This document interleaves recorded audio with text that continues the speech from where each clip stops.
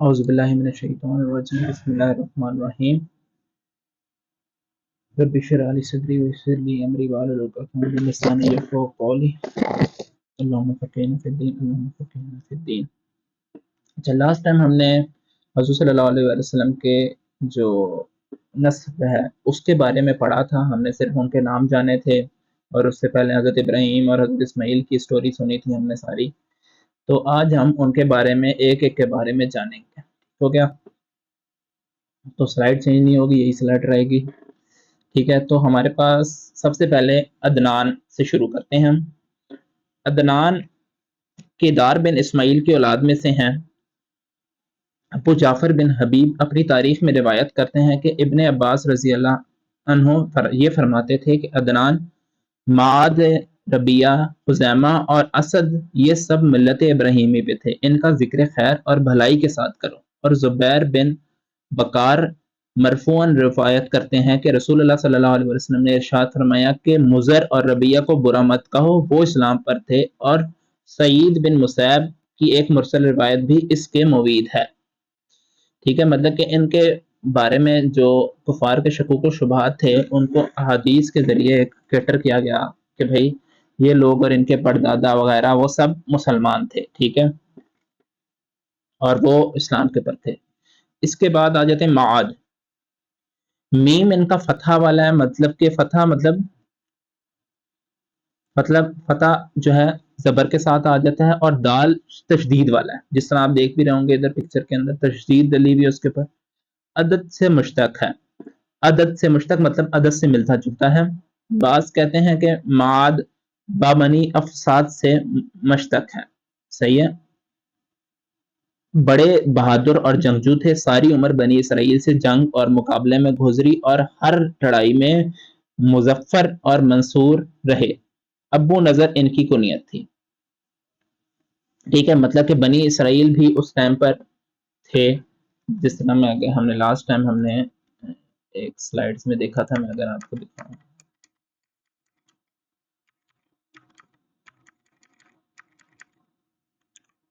جی، یہ تو یہ جو شام والا ایریا ہے، بیت المقدس والا ایریا، ادھر بنی اسرائیل بسا کرتی تھی، ٹھیک ہے۔ ادھر ہی بہت سارے انبیاء آئے اس پوری جنریشن میں، جو حضرت اسماعیل سے لے کے حضرت صلی اللہ علیہ وسلم تک آئی۔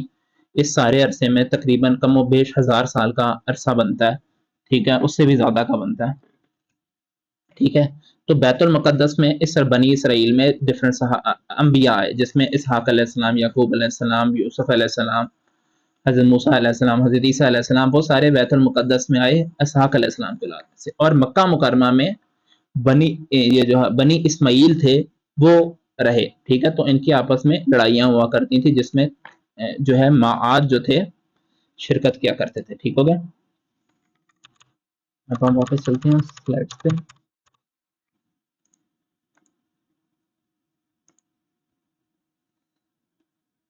صحیح، تو امام طبری فرماتے ہیں کہ معاد عدنان بن عدنان بخت نصیر کے زمانے میں 12 سال کے تھے۔ اس زمانے کے پیغمبر ارمیہ بن خلقیہ پر اللہ کی طرف سے یہ وحی نازل ہوئی کہ بخت نصیر کو اطلاع کر دے کہ ہم نے اس کو عرب پر مسلط کیا، اور آپ معاد بن عدنان کو اپنے براق پر سوار فرما لیں تاکہ معاد کو کوئی صدمہ نہ پہنچے، ٹھیک ہے۔ تو اس ٹائم کے پیغمبر کے نام ہمیں پتہ لگ رہا ہے، معاد علیہ السلام کے زمانے کے اس ٹائم پہ جو تھے پیغمبر ارمیہ بن خلقیہ تھے، جو کہ بنی اسرائیل میں تھے، ٹھیک ہے۔ اس لیے کہ میں معاد کی سلب سے ایک محترم نبی پیدا کرنے والا ہوں، جس سے پیغمبروں کا سلسلہ ختم کروں گا، ٹھیک ہے۔ یہ تبری کے اندر، تبری محمد بن جریر تاریخ ام الملوک کے اندر جلد دوم کے اندر سے یہ پیرا ایڈ کیا گیا ہے، ٹھیک ہے، جو میں نے ابھی پڑھا آپ کے سامنے۔ حضرت ارمیہ معاد بن عدنان کو اپنے ہمراہ براق پر سوار کر کے ملک شام لے گئے۔ وہاں پہنچ کر معاد نے بنی اسرائیل میں رہ کر نشو نما پایا۔ اس وجہ سے علماء اہل کتاب کے نزدیک معاد بن عدنان کا نسب معروف ہے، مطلب کہ جاننے والا ہے، مطلب کہ مشہور بھی ہے، ٹھیک ہے۔ ابن سعد نے طبقات میں ابو یعقوب تدمری سے نقل کیا ہے کہ بورخ بن ناریہ جو ارمیہ علیہ السلام کے کاتب اور منشی تھے معاد بن عدنان کو جو نسب بیان کیا ہے وہ میرے پاس محفوظ ہیں. صحیح ہے. یہ ابن سعد طبقات جلد 1 صفحہ 87 سے ہے گا یہ والا جو ہم نے پڑھا بھی تھا جو لاسٹ لائنیں تھیں ابن سعد والی. ٹھیک ہے. تو ان کا ذکر جو ہے ہمیں وہاں سے پتہ لگتا ہے. ٹھیک ہے. مطلب کہ بنی اسرائیل میں وہ رہے اور ان کے والدین کا نام ہمیں ادھر سے پتہ لگتا ہے. نزار اس کے بعد آ جاتے ہیں نزار کے اوپر. نزار نظر سے مشتق ہے یہ جس کے معنی قلیل کے ہیں. ٹھیک ہے. ابو الفراج اصفہانی فرماتے ہیں نزار چونکہ اپنے زمانے کے یکتا تھے یعنی ان کی مثال کم تھی اس لیے ان کا نام نظر پڑ گیا نزار پڑ گیا. صحیح ہے. یکتا مطلب اکیلے تھے مطلب کہ ان جیسا کوئی بھی نہیں تھا اس ٹائم پہ. ٹھیک ہے. امام سخلی رحمہ اللہ فرماتے ہیں کہ جب نزار پیدا ہوئے تو ان کی پیشانی نور محمد سے چمک رہی تھی. باپ یہ دیکھ کر بے حد مسرور ہوئے اور اس خوشی میں دعوت کی اور کہا سب کچھ اس مولود کے حق کے مقابلے میں بہت قلیل ہے اس لیے نزار نام رکھ دیا. ٹھیک ہے. کہ انہوں نے جو دعوت کی اور کہا کہ بھئی جتنا کچھ بھی میں اس کی بچے کی وہ پیشانی دیکھ کے کہوں یہ کم ہے تو قلیل مطلب کم ہے تو اس وجہ سے ان کا نام نزار پڑ گیا.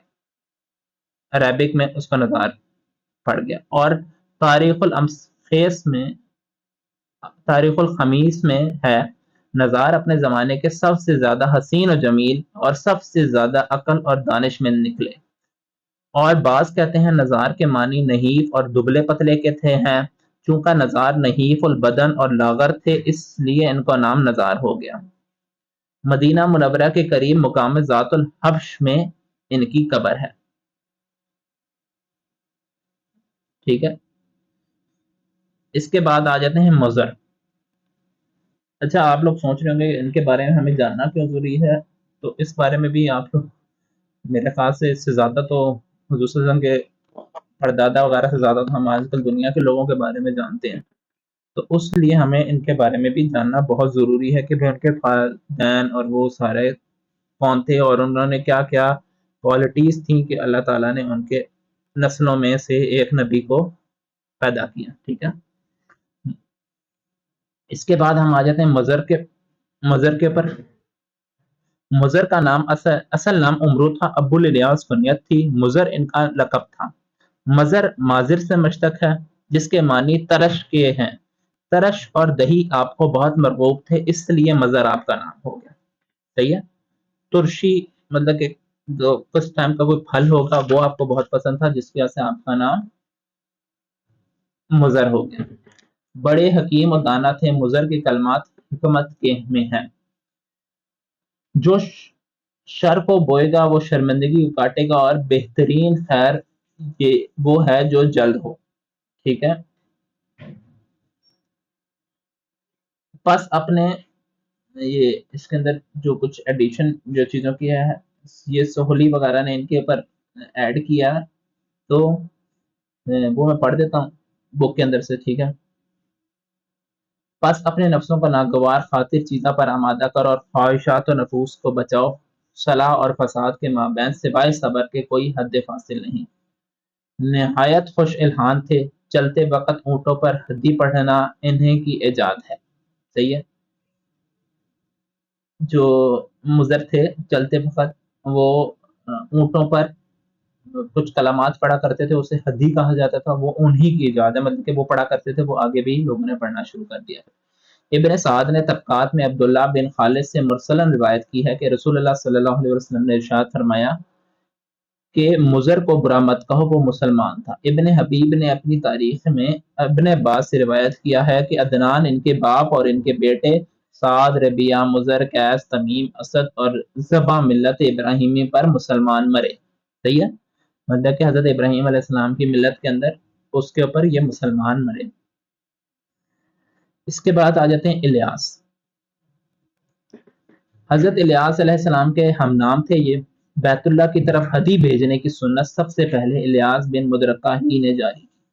کہا جاتا ہے کہ الیاس بن مضر اپنی سلب پشت سے نبی کریم صلی اللہ علیہ وسلم کے تلبیہ حج سنا کرتے تھے. یہ بھی کہا جاتا ہے کہ نبی کریم صلی اللہ علیہ وسلم نے یہ ارشاد فرمایا کہ الیاس کو برا مت کہو، وہ مومن تھے۔ تو طلبی حج کی طرف بھیجنا مطلب کہ وہاں سے کھانا پینا یا قافلے بھیجنے کا جو آغاز تھا الیاس نے شروع کیا اس زمانے میں، اور وہ آگے چلتا آ رہا ہے۔ اب ادھر پوری دنیا سے لوگوں قافلے جاتے ہیں خانہ کعبہ کے اندر حج کرنے کے لیے۔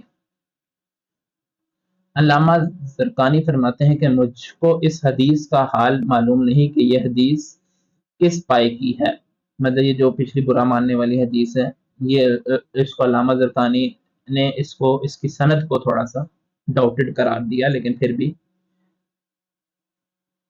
پڑھنے نہ پڑھنے سے کوئی فرق نہیں پڑتا، ٹھیک ہے۔ مدرکہ، اس کے بعد آ جاتے ہیں مدرکہ جو تھے، جمہور علماء کا قول ہے کہ مدرکہ کا نام عمرو تھا۔ محمد بن اسحاق کہتے ہیں کہ ان کا نام عامر تھا، اور مدرکہ ان کا لقب تھا جو ادرک سے مشتق ہے۔ چونکہ انہوں نے ہر قسم کی عزت اور رفعت کو پایا، اس لیے مدرکہ ان کا لقب ہو گیا۔ خزیمہ، اس کے بعد آ جاتے ہیں خزیمہ کے پر۔ ابن عباس فرماتے ہیں کہ خزیمہ ملت ابراہیم میں پڑھے۔ ان لوگوں کا تھوڑا تھوڑا انٹروڈکشن ہے، ٹھیک ہے۔ کنانا، عرب میں بڑے جلیل القدر سمجھ جاتے تھے، ان کے علم و فضل کی وجہ سے دور دراز سے لوگ مستقل ان کی زیارت کے لیے سفر کرنے آتے تھے، ٹھیک ہے۔ کنانا ان کے جو باپ دادا میں تھے وہ پڑھے لکھے تصور کیے جاتے تھے۔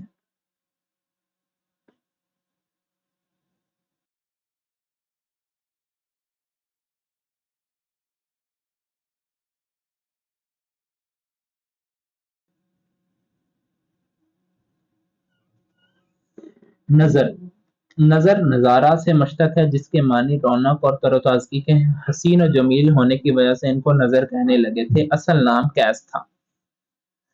مالک، اس کے بعد آ جاتے ہیں مالک نام تھا ان کا، ابو الحارث کنیت تھی، ٹھیک ہے۔ عرب کے بڑے سرداروں میں سے تھے یہ، ٹھیک ہے۔ اس کے بعد آ جاتے ہیں فہر۔ فہر نام ہے، قریش لقب ہے۔ بعض کہتے ہیں کہ قریش نام ہے اور فہر لقب ہے، انہی کی اولاد کو قریشی کہا جاتا ہے۔ جو شخص فہر کی اولاد سے نہ ہو اس کو کنانا کہتے ہیں، اور بعض علماء کہتے ہیں کہ قریش نظر بن کنانا کی اولاد کا نام ہے۔ حافظ الہی فرماتے ہیں کہ یہی صحیح ہے کہ اور محققین کی ایک قول ہے کہ قریش نظر بن کنانا کی اولاد کو کہتے ہیں، اور بعض احادیث مرفوعہ بھی اسی کی معید ہیں۔ امام شافعی سے بھی یہی قول منقول ہے کہ قریش نظر بن کنانا کی اولاد کا نام ہے۔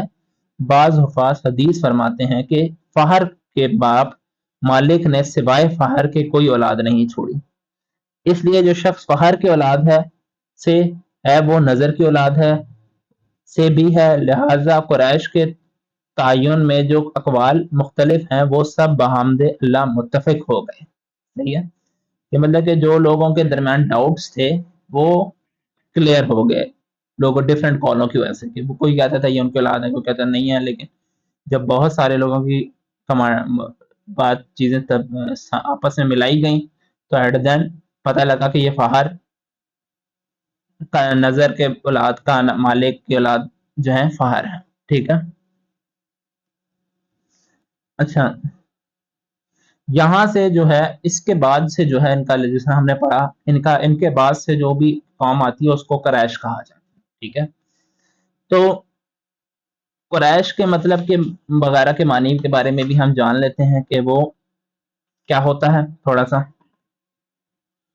قریش ایک بحری جانور کا نام ہے جو اپنی طاقت کی وجہ سے سب جانوروں پر غالب رہتا ہے۔ وہ جس جانور کو چاہتا ہے کھا لیتا ہے، مگر اس کو کوئی نہیں کھا سکتا۔ اس وقت قریش بھی اپنی شجاعت اور بہادری کی وجہ سے سب پر غالب رہتے ہیں، کسی سے مغلوب نہیں ہوتے تھے، اس لیے قریش کے نام سے موسوم ہوئے۔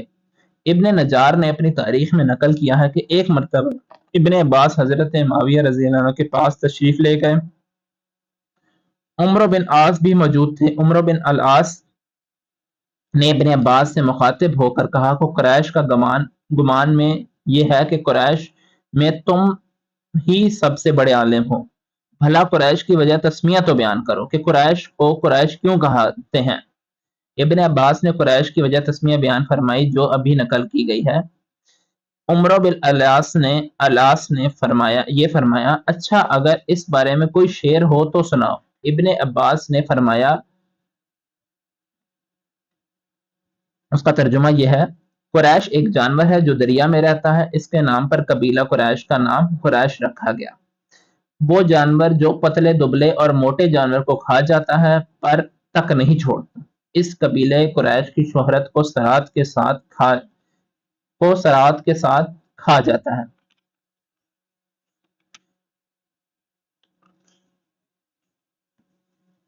اور اسی قبیلہ قریش میں آخری زمان میں ایک نبی ظاہر ہوگا جو خدا کا نافرمانوں کو کثرت سے قتل کرے گا اور زخمی کرے گا۔ حافظ بدر الدین عینی رحمہ اللہ نے قریش کو قریش کہنے کے 15 وجہ تسمیہ بیان کی ہیں، ٹھیک ہے؟ تو یہ آپ اگر اس کو پڑھنا چاہتے ہیں تو عینی بدر الدین جو ہیں ان کے بارے میں حافظ بدر الدین کی جو کتاب ہے اس کو پڑھ سکتے ہیں۔ اس کے اندر جو ہے انہوں نے یہ صحیح بخاری کے اندر بھی ایڈ کی گئی ہے چیزیں کچھ، وہاں سے بھی مطلب کہ وہ ڈیٹیل میں پڑھ دیتا ہوں۔ اس کا نام جو ہے شرح صحیح بخاری بیروت الدارالفکر، کتاب کا نام ہے جلد 7 صفحہ، اس میں باب مناقب قریش ہے جس کے اندر انہوں نے 15 وجہ تسمیہ بتائی ہیں کہ اس کا نام قریش کیوں پڑا۔ ہم نے صرف ایک ہی پڑھی ہے، ٹھیک ہے؟ اس کے بعد غالب اور لوئی کے بارے میں ہمارے پاس بہت کم جو ہے انفارمیشن ہے، جس کی وجہ سے ہم نیکسٹ میں چلتے ہیں۔ وہ کعب ہیں۔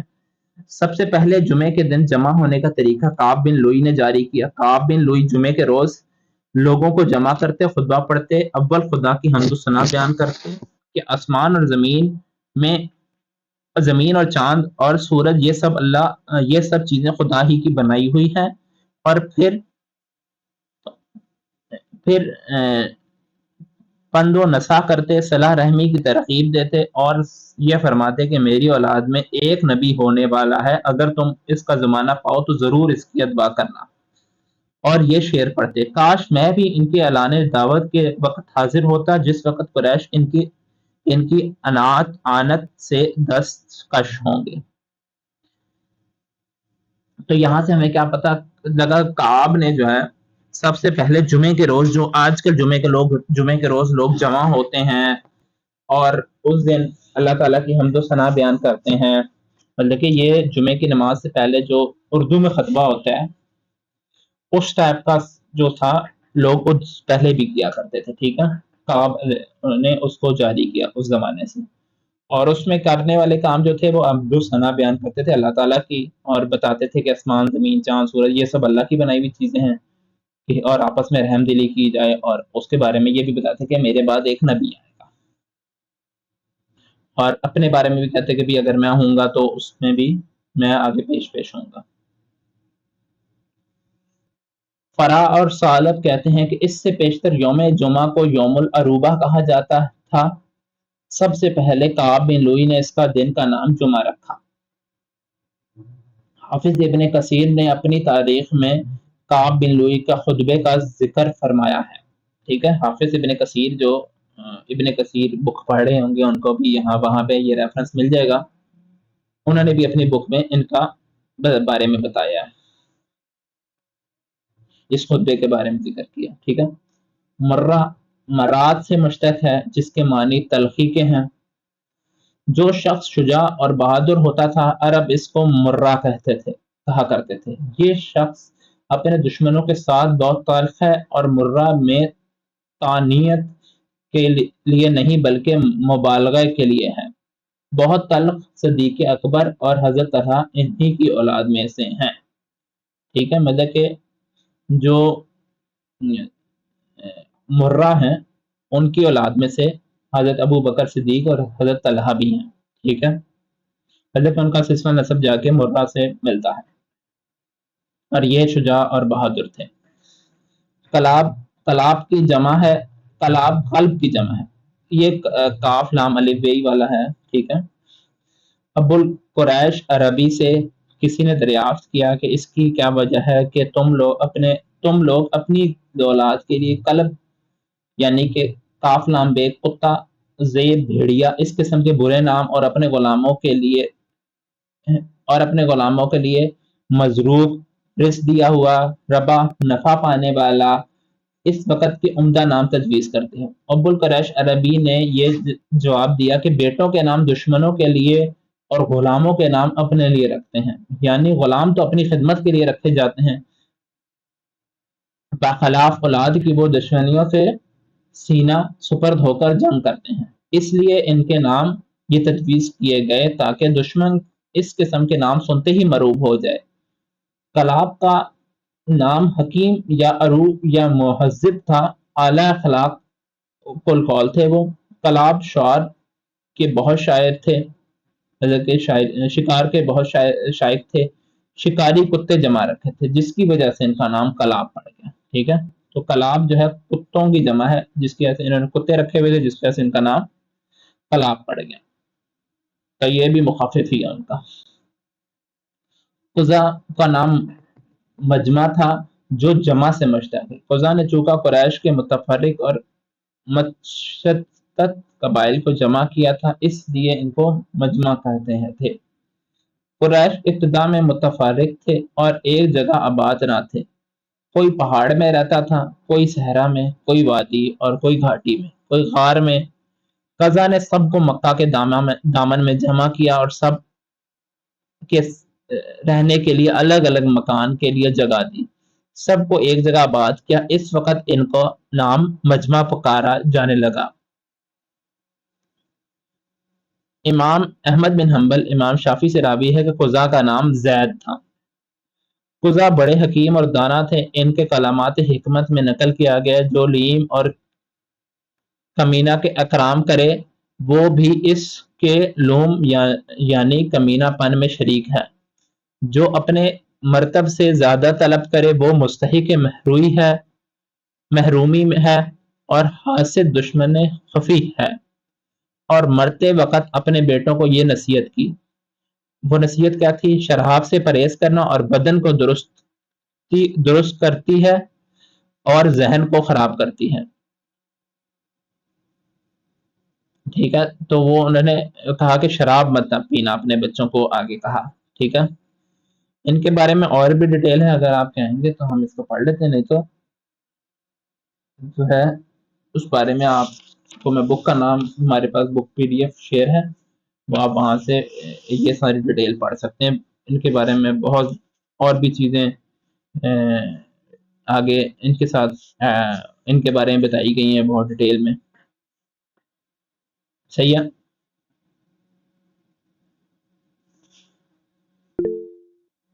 اچھا یہ بک ہے سیرت المصطفیٰ بائے اور لکھی ہے مولانا محمد ادریس کندھالوی نے۔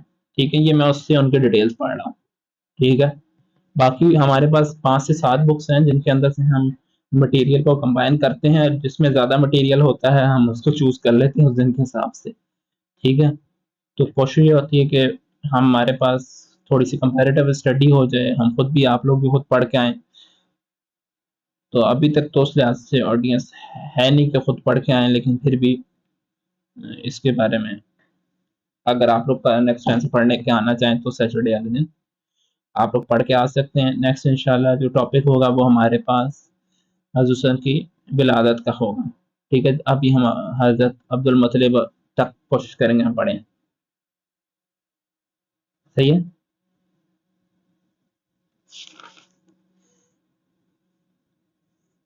اچھا جی، عبد المناف۔ امام شافعی فرماتے ہیں عبد مناف کا نام مغیرہ تھا، بہت حسین و جمیل تھے، اس وجہ سے ان کو قمرہ لبتھا بھی کہتے ہیں۔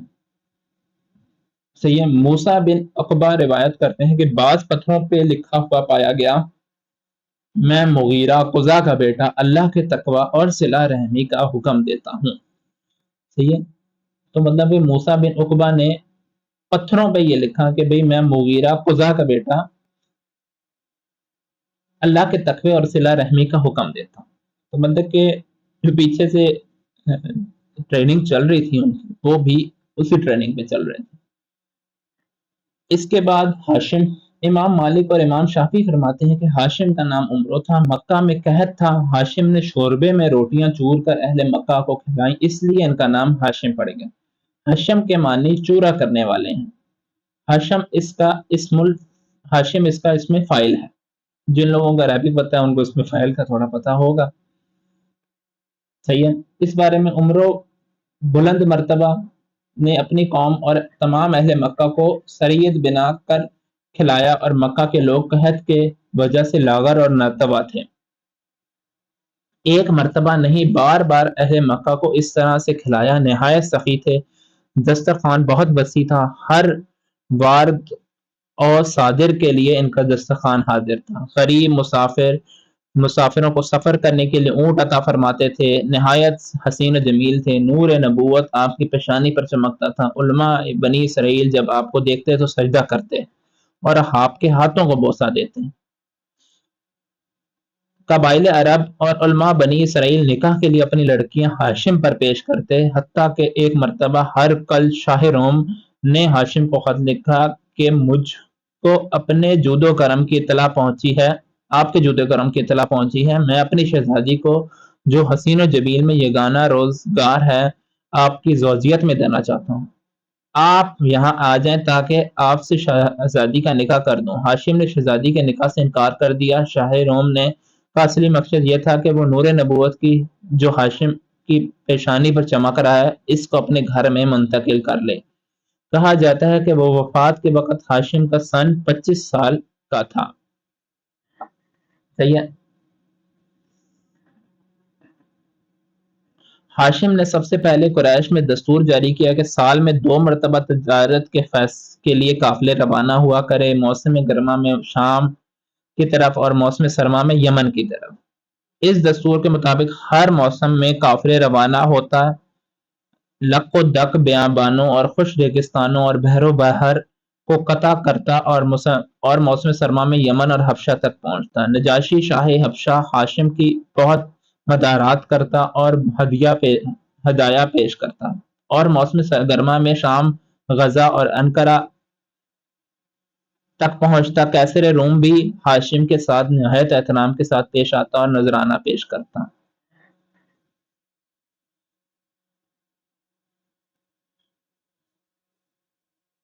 اور ہاشم نے حکومت یمن اور حکومت روم سے قریش کے کارواں کے تجارت کی حمایت اور حفاظت کا حکم حاصل کیا۔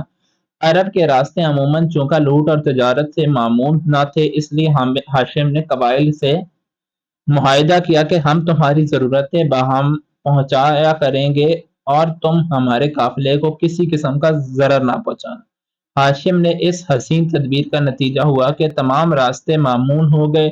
حق کے جل شانہ نے اپنے کلام میں قریش کو یہ انعام یاد دلایا ہے، اور یہ یاد کے ساتھ دلایا ہے سورہ قریش کی آیات 1 سے لے کر 4 تک کے اندر۔ چونکہ قریش اللہ کی رحمت سے موسم سرما اور گرما کے عادی ہو گئے، اس لیے ان کو نعمت کے شکریہ میں اس خدا کی عبادت کرنی چاہیے جو اس قہر کا مالک ہے، اور اس نے ان کی بھوک سے کھانے کو دیا اور خوف سے امن دیا۔ تو یہ سورہ قریش کی پہلی 4 آیات کا ترجمہ ہے۔ جب ایام حج آتے تو ہاشم تمام حجاج کو گوشت اور روٹی اور ستو، کھجوریں یہ چیزیں کھلاتے اور زمزم کا پانی پلاتے۔ منی، مزدلفہ اور عرفات میں اس طرح کھانے اور پینے کا انتظام فرماتے۔ امیہ بن عبد الشمس کو ہاشم کا یہ جود و کرم تمام عرب ان کا یہ اقتدار بہت شاخ اور گراں تھا۔ امیہ نے بہت اس کی کوشش کی کہ ہاشم کی طرح لوگوں کو کھلائے، مگر امیہ باوجود ثروت اور دولت کے ہاشم کا مقابلہ نہ کر سکا۔ بنی ہاشم سے اور بنی امیہ کی عداوت کا سلسلہ اول یہیں سے شروع ہوا تھا، صحیح ہے۔ تو بنی امیہ اور بنی ہاشم کی جو عداوت تھی یہاں سے مقابلہ بازی شروع ہوئی تھی۔ ایک بار ہاشم قافلہ تجارت کی سفر کے لیے روانہ ہوئے، راستے میں مدینہ منورہ ٹھہرے۔ وہاں بازار میں ایک عورت پر نظر پڑی، حسین و جمیل ہونے کے علاوہ شرافت و نجاحت، فہم و فراست اس کے چہرے سے نمایاں تھی۔ हाशिम ने दरियाफ्त किया ये औरत किस की मनकूहा या नातक़दा है। मालूम हुआ कि ये असीहा बिन जलहा की मनकूहा है जिससे उमर और माबद ये दो लड़के पैदा हुए। बाद में असीहा ने इसको तलाक दी। हाशिम ने इससे निकाह का पैगाम दिया। हाशिम की नस्बती शराफत और ज़ाती मकारम की वजह से इसने इस पैगाम को कबूल किया। निकाह हो गया। इस औरत का नाम सलमा बिनते उमरो था जो कबीला बने नजार से थी। निकाह के बाद हाशिम ने एक दावत दी जिसमें तमाम काफिले वाले शरीक थे और कुछ लोग कबीला खजरत के भी मौजूद थे। हाशिम ने निकाह के बाद कुछ रोज मदीना में कायम किया। सलमा को हमल हो गया जिससे अब्दुल मतलब पैदा हुए। जिस वक़्त पैदा हुए तो सर में एक बाल सफेद था इसलिए शीबा नाम रखा गया। हाशिम काफिले के साथ गजा की जानिब रवाना हुए। गजा पहुंचकर हाशिम का इंतकाल हो गया, वहीं मदफून हुए। ठीक है। इसके बाद अब्दुल मुतलिब के बारे में हम जानते हैं। अब्दुल मुतलिब का असल नाम शीबा था, शीबातुल हम था। ठीक, मतलब उनके सर पे एक बाल सफेद था। शीबा का मतलब भी सफेद बालों वाला होता है। नहायत हसीन और जमील थे। अब्दुल मुतलिब के लफ्जी मानी मतलब का गुलाम है, मुतलिब का गुलाम है। हाशिम के इंतकाल के बाद अब्दुल मुतलिब की वालदा एक अरसे तक मदीना मुनव्वरा में अपने मैके बनी खजरज में मुकीम रही। जब हजरत अब्दुल मुतलिब जरा बड़े हो गए तो इनके चचा मुतलिब जो इनको लेने के लिए मक्का से मदीना आए। जब इनको लेकर वापस हुए तो मक्का में दाखिल होते वक्त अब्दुल मुतलिब अपने चचा मुतलिब के पीछे ऊंट पर सवार थे। शीबा के कपड़े मैले कुचैले और गर्द आलूद थे और चेहरे से यतीमी टपकती थी। लोगों ने मुतलिब से दरियाफ्त किया कि ये कौन है। मुतलिब ने हया की वजह से ये कह दिया कि ये मेरा गुलाम है, कि लोग ये ना कहें कि भतीजा ऐसे मैले कपड़ों में क्यों है। इसलिए अब्दुल मुतलिब का नाम मशहूर हो गया। मुतलिब ने मक्का पहुंचकर भतीजे को उम्दा लिबास पहनाया। इस वक्त जाहिर किया कि ये मेरा भतीजा है। तो उस टाइम जब वो एंटर हो रहे थे वो मैले कुचैले कपड़ों में थे और उन्होंने कह दिया मेरा गुलाम है, तो मुतलिब का गुलाम अब्दुल मुतलिब इनका नाम पड़ गया। और ये जो का शाम का इलाका था वहां पे इनकी पैदाइश हुई हाशिम के। और ये वाकया भी एक अलग बुक्स में डिफरेंट तरीके से बताया जाता है कि जो मुतलिब थे, अब्दुल मुतलिब, तो जो मुतलिब थे उनके चचा, ठीक है, तो उनको इस बारे में पता था कि उनका बेटा उनका एक भतीजा जो है उस इलाके में रहता है। तो वो उनको वहां से लेने गए कि भाई ये हमारी औलाद में से है तो उनको वापस लाया जाए। ठीक है। और उनको जारी बात है उनको हाशिम के बारे में पता था कि भाई वो उनकी औलाद में से कोई ना कोई नबी आना है। ठीक है। और इसकी वजह से अल्लाह ताला ने दोबारा वापस मक्का लाना था। ये भी इसके अंदर चीजें हैं। इब्न साद तबकात में रिवायत करते हैं कि अब्दुल मुतलिब तमाम कुरैश में सबसे ज्यादा हसीन और जमील, सबसे ज्यादा कवि और जसीम से, सबसे ज्यादा बुर्दबार और हलीम, सबसे ज्यादा सखी और करीम और सबसे ज्यादा शर और फितना से दूर भागने वाले थे और कुरैश के मुस्लिम सरदार थे।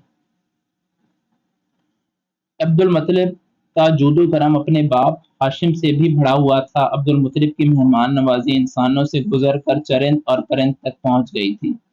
इस वजह से अरब के लोग इनको फयाज और मुतअम, तीर समा आसमान के परिंदों को खाना खिलाने वाले के लक़ब से याद करते थे। शराब को अपने ऊपर हराम किया हुआ था। जब रमजानुल मुबारक का महीना आता तो खास तौर पर फुकरा और मसाकीन को खाना खिलाते। गारे हिरा में सबसे पहले खलबत तो अजलत अब्दुल मुतलिब ही ने की थी। मतलब कि गारे हिरा में जो जाने का रूटीन था अब्दुल मुतलिब का था। ठीक है। और इसके आगे का हमें बहुत सारा वाकया पता है कि हुज़ूर सल्लल्लाहु अलैहि वसल्लम भी गारे हिरा जाया करते थे। तो वो ट्रेनिंग जो थी 8 साल की उम्र में अब्दुल मुतलिब ने ही उनकी की थी, मतलब के। ठीक है।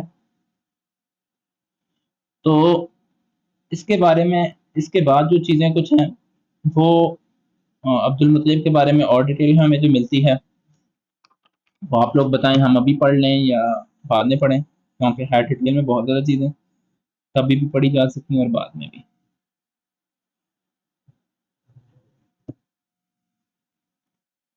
एटलीस्ट 15 to 20 मिनट्स लगेंगे इसमें।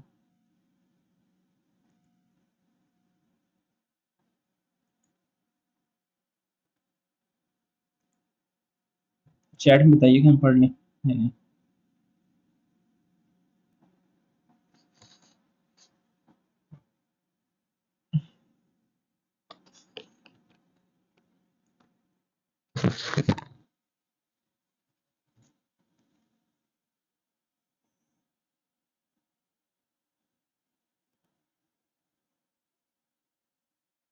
چلیں اس کو میرے خیال سے نیکسٹ تک کے لیے رکھتے ہیں،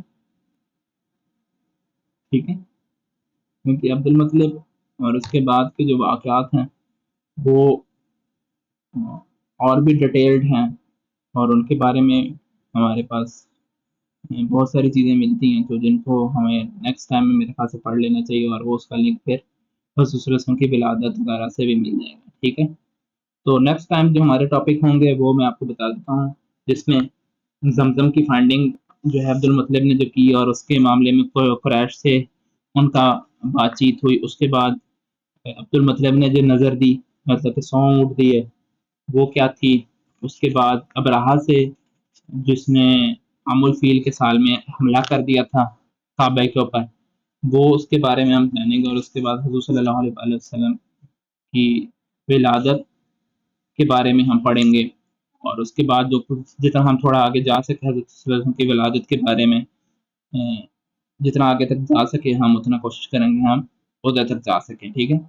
مینلی تو ان کے پہلے 10-12 سال تک تو ہم پڑھ ہی لیں گے، ہر بے فجار سے پہلے تک کوشش کریں گے، یا وہ ٹاپک بھی ہو سکا تھا وہ ضرور کریں گے، ٹھیک ہے. نیکسٹ ٹائم ان ٹاپک کے بارے میں اگر آپ لوگ پڑھ کے آنا چاہیں ڈفرینٹ کسی بک سے تو آپ پڑھ کے آئیے گا، اور اس کو انشاءاللہ تھوڑا سا انگیجنگ سیشن بنائیں گے تاکہ سب لوگوں کی طرف سے انپٹ آ سکے، ٹھیک ہے. جزاک اللہ خیر.